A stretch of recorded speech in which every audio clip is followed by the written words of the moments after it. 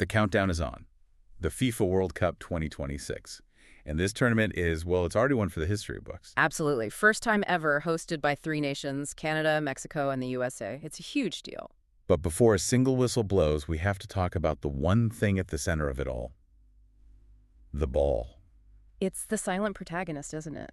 And every 4 years, it completely resets the conversation.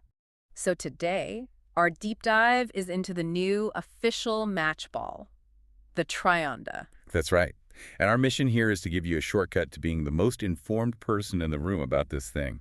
We've dug into the official Adidas announcement, a really deep aerodynamic study, and maybe most importantly, player feedback on how it actually feels to kick. So we're going to unpack the design, the tech inside that's meant to end controversies, and the surprising physics of how it flies. Let's jump in with the design first, because the name alone, Trionda, it tells a story before you even see it. It's a great name. It's a blend of tri, for the three nations obviously, and onda, which is Spanish for wave. I love that. So it symbolizes the three countries, and I guess the waves of joy and excitement that are going to ripple across North America. Exactly, and you see that symbolism baked right into the visual design. You have these bold graphics with the three national colors, red, green, and blue, all kind of converging. And they physically form a triangle where the four big panels meet. It's very clever. It really is. And the details, they're not just printed on, they're integrated. You have the star for the USA, a maple leaf for Canada, and an eagle for Mexico. Right, and they're embossed into the surface. You can actually feel them. It gives the whole ball this really intricate texture. It makes it feel alive. But beyond that art, the big story is the construction. This ball uses a brand new 4-panel design. Only 4 panels. That's a huge shift from the old 32-panel balls we grew up with. It's a monumental shift, and the whole thing is finished with these gold bits, you know, as a nod to the World Cup trophy. So the outside is all about history and culture, but the inside is all about the future. It's trying to solve football's biggest headache. Controversial call. And this is where the engineering gets really interesting. I mean, VAR was supposed to fix all the arguments about offsides and handballs. But it struggles, right? Because it's hard to tell the exact millisecond a player touches the ball. Precisely. And Trionda has a solution. It's got the latest version of Adidas's connected ball technology, which they developed with a company called Kinexon. Okay, so tell us what's at the core of that. At the core is a 500 hertz inertial measurement unit, an IMU motion sensor chip. Whoa, okay, break that down. What does an IMU actually do? It tracks every tiny movement, all the acceleration, all the rotation, every little twist and turn the ball makes in three-dimensional space. So it's not just where the ball is, but how it's spinning and moving. And that 500 hertz number, what does that speed get you?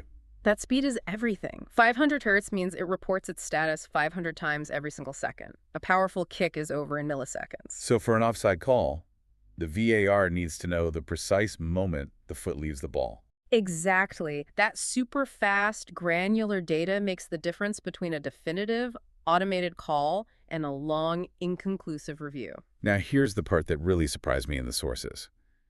The chip isn't in the middle, in some kind of suspension system. No, it's not. It's side-mounted. It's built into a layer of one of the 4 panels. Wait, if it's off-center, how on earth do they keep the ball balanced? Doesn't that make it wobble? Ah, that's the elegant part of the engineering. The system is counterweighted. They've added tiny weights into the other 3 panels to perfectly offset the chip's mass. That's brilliant. So the ball remains perfectly stable, and all that data goes straight to the VAR room in real time. In real time, yes. So, question then. If the technology is that sensitive, if it can pick up every single tiny touch, could it start flagging things a human ref would ignore? Like tiny accidental handball? That's a great question about, the application. When you combine this ball data with player position data and AI, you get irrefutable evidence. So for handballs, it doesn't change the rule, it just removes the argument over whether contact happened or not. Exactly. It aims for semi-automated decision-making. It gives the officials perfect data to back up their judgment. And this all feeds into the stadium's camera system, I assume. It's a robust setup. It connects with up to 12 high-speed cameras, though they need a minimum of 8. All that data, the sensor, and the video goes straight to the video operation room. It's technology in the service of justice for the game. Okay, let's switch from justice to physics, because every World Cup ball faces the same test. How does it fly? Let's get into the aerodynamics of this 4-panel design and all that texture. Absolutely, because the flight mechanics are key. This ball is emphatically not smooth. It has deep seams, debossed lines, those embossed icons. All about surface roughness. Deliberately so. The goal is to create sufficient and, more importantly, evenly distributed drag to keep it stable in the air. This is a direct response to a past problem, isn't it? I'm thinking of the Jabulani from the 2010 World Cup. The infamous Jabulani. Yes. Players hated it.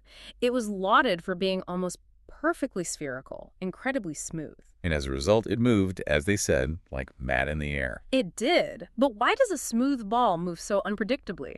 It seems totally counterintuitive. It does. You'd think smooth is better faster. It's all about what the air does behind the ball. With a smooth ball at high speed, the air separates from the surface early on.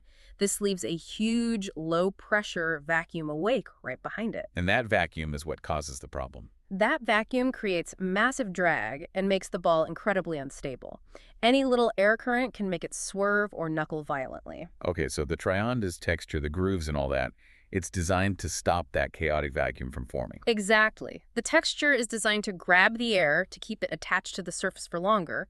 That air then collapses in behind the ball, filling the wake. And that reduces the overall drag and makes the flight path more consistent. Precisely. They are consciously trading smoothness for controlled stability. And you also get that added benefit from the embossed icons, right? Better grip in wet weather. A definite bonus. Gives the players more confidence no matter the conditions. Now, to put some hard data on this whole stability versus smoothness debate, we've got to bring in that aerodynamic study we looked at. Right, this really contextualizes the history. I mean, we've gone from 32 sewn leather panels in the 70s to these thermally bonded synthetic ones. The study compared 3 balls, a 32-panel Pelagia, a 6-panel Tsubasa, and a totally smooth sphere. And they didn't just kick them.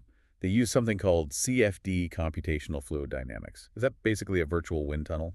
That's a perfect way to put it. It's a supercomputer simulation that shows how air flows over the ball. They test them at speeds up to 50 meters per second, which is close to a record-setting kick. And they were measuring the 3 key aerodynamic forces. Yes. Drag, which is resistance, lift, which is the up-or-down force, and side force, which is the swerve. For modern balls, you want to keep lift and side forces as low and predictable as possible. Okay, so let's get to the numbers. The drag coefficients at that top speed, 50 meters per second, what do they find? Okay, so lower is better, more efficient. First, the perfectly smooth sphere had the lowest drag coefficient, 0.226. That makes sense. Less friction, less drag, sure. Then you have the traditional 32-panel Pallotta ball. Its drag was a bit higher at 0.265. Okay. But here's the surprise. The 6-panel Tsubasa ball had the highest drag coefficient, 0.365. Wait, hold on. The study concluded that the older 32-panel ball was more aerodynamic, had lower drag than the modern 6-panel one. That seems completely backwards. It's totally counterintuitive, but that finding is the key to everything. The reason the 32-panel ball performed better was because its huge network of seams. All that stitching created just enough surface roughness all over. Ah, so it triggered that stable, turbulent airflow you were talking about earlier. Exactly. The Tsubasa, the 6-panel ball, had large, smooth areas between its panels, and those smooth patches were still creating those chaotic Jabulani-style vacuum pockets. Which led to higher, unpredictable drag. So just reducing the number of panels isn't enough. Not at all. You have to meticulously engineer the texture of the panels themselves, which is exactly why Trionda's 4 panels are so heavily grooved and debossed. That is a fantastic insight. It's a real balancing act. Okay, let's bring this back down to the pitch. Forget the CFD data. How does this ball actually feel to the players? The feedback is pretty consistent. They're saying it feels very similar to the Fussbelieb, the ball from the Euro 2024 tournament. Which was also known for its grooves and structure. And what are the strike? What's the sensation like? Players describe this interesting dual sensation. On the first touch, for trapping a pass, it has a slightly soft, almost spongy feel, cushioned. Okay, good for control. But when you really strike it hard, it immediately transitions into a firm, really responsive sensation. Great power transfer, exactly what a striker wants. And the 4-panel construction, does that give them a tangible advantage? It seems so. Players talk about it having a bigger sweet spot. It feels more uniform all over compared to older balls where the points where all the panels met could feel harder or less responsive. That must be a huge confidence booster, knowing the ball will react the same no matter where you strike it. A huge booster. Yes. So it sounds almost perfect. Designed for fairness, designed for stability. Were there any complaints? Any quirks mentioned in the feedback? Well, there are always a few things. First, the price. It's $170. That's a lot for a football. It is, yeah. Second, some players mentioned it still has a slightly pingy feel. It lacks that deep, heavy feedback of some traditional league balls. It's a trade-off for speed, I think. That makes sense. And what about all that texture? Does that roughness ever work against the player on the ground? It can. On a very dry or sticky pitch, that texturing can make the ball feel a bit, well, sticky. Players said it can sometimes cause them to trip, or their boot might catch the surface during a really complex dribble. So it's an acclimatization thing, a minor quirk. A minor quirk, exactly, but one they noticed. Fascinating. So we started with 3 nations, and we end up here dissecting a ball with side-mounted chips and engineered drag. The Trionda really pulls it all together, doesn't it? You have the symbolic design, the VAR enhancing tech with that 500 hertz chip, and this very specialized aerodynamic approach to guarantee a stable flight. It's really the most engineered football in history. And that brings us to a final thought for you, the listener, to consider as we look ahead to 2026. That scientific study we mentioned, it explicitly said its simulation left out rotation.